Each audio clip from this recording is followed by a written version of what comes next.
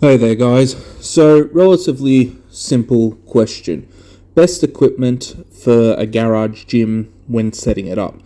Now, I'm fortunate that I've got a double car garage that, I'm setting up into a garage gym. At the previous house, I had it all set up. And my garage gym, it was on point, really functional space, and just, enjoyed training there a lot. So, getting back to the question, what's the best piece of equipment, I'm going to start with individuals that don't have as much room, but even if you do, the Olympic, this is the keyword, Olympic spin lock dumbbells. They're a really good training tool for a garage gym.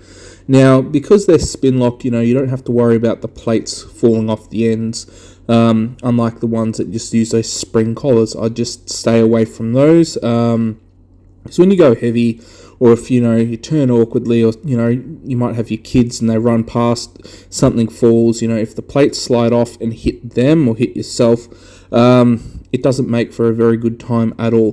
The Olympic, spin lock, that doesn't happen, and they also have a really high weight rating. I think mine were rated close to like 135 kilos a hand.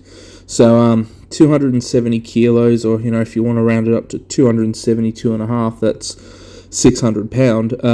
That's very heavy for dumbbells. So definitely a great piece of equipment. Takes up very, very little room, and it takes the Olympic plates. So in my case, I just bought a stack of the 5 kilo plates. I think 5 kilos, double it at 10%, 11 pounds.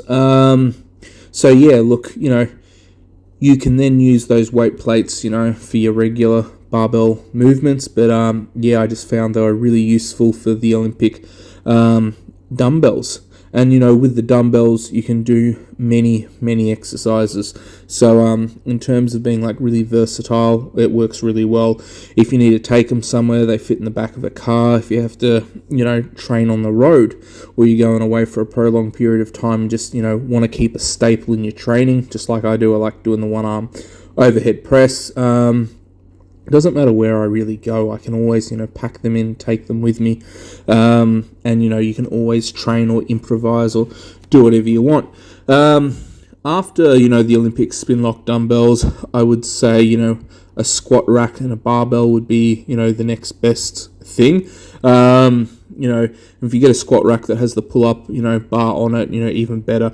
Once you've got, the squat rack and a barbell, you can do virtually anything you need to do. You can do deadlifts as well. Just, if you don't have a deadlift platform, don't let the weight come crashing down to the floor.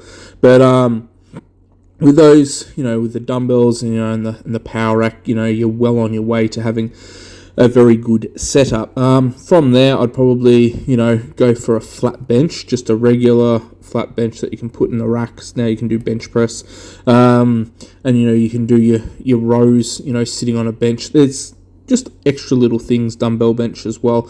But that's where I then lean to. In my case, I just went ahead and bought a bench press. I'm a powerlifter. Bench press is one of the movements, and I don't particularly like benching inside a squat rack. It feels off for some reason.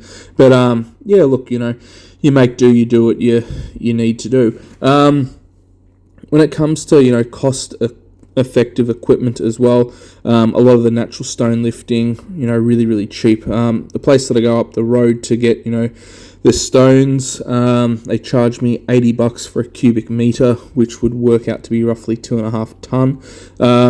Obviously, I'm not going to get that sheer amount. I got no way of getting it home. So, for a quarter of a cubic meter, they only charge me like $25. Still really cheap. I can select whatever I want. And, landscaping places, especially in my case where I go, they've got, 7 or 8 different piles of different types of stone as well.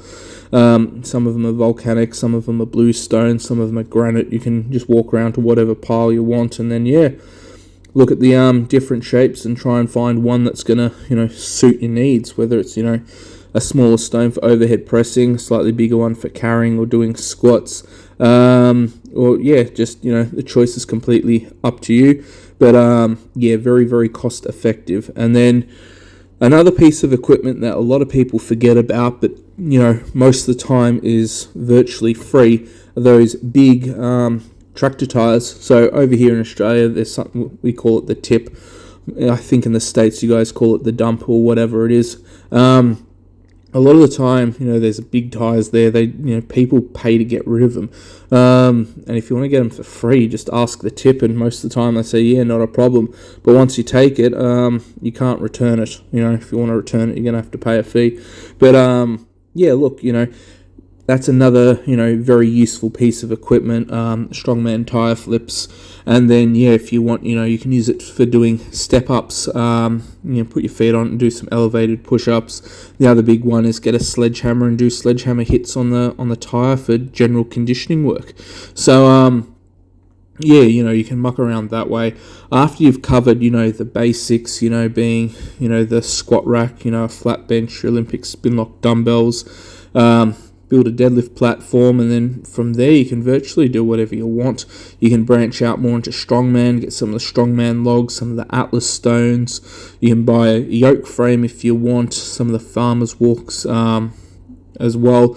But, I just like to stick to the really basics. For me, I'm not going to, push too far into strongman. I've got some of the quality sandbags and a few Atlas stones. But I get a lot out of just, mucking around with the natural stones and, playing around with the Olympic spin lock dumbbells. So I like to keep my training at home, really simple, really basic. It also means, the kids can copy, they've got their own little stones that, they pick up and train with me, and they got their own little dumbbells as well. And it's sort of just to run them through the movements, show them how to do a few different exercises, but more so they can just join in whenever they want to. So I'm just trying to keep training at home, and setting up a garage gym really, really simple.